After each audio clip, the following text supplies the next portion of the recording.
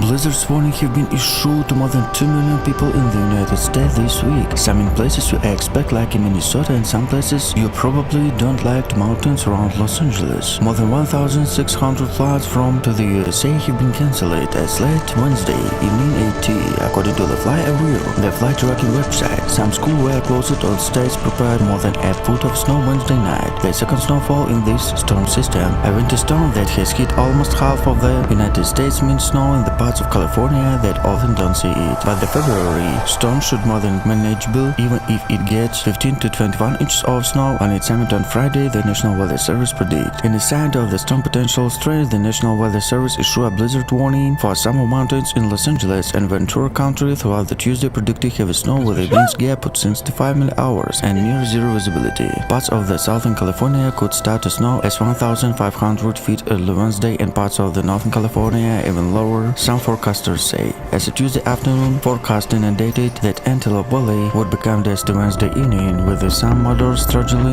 suggesting snow could fall in Santa Clarita and possibly in the highest peaks of the Santa Monica Mountains in the higher mountains of Los Angeles County, including along the Grapevine. Meteorologists have warned that Wednesday could bring up to 4 inches of snow and significant traffic disruption. A high wind warning was also in place late Tuesday for much of the northern Los Angeles County and the coast of the southern California, with the wind up to 17 mph possible in the Antelope Valley.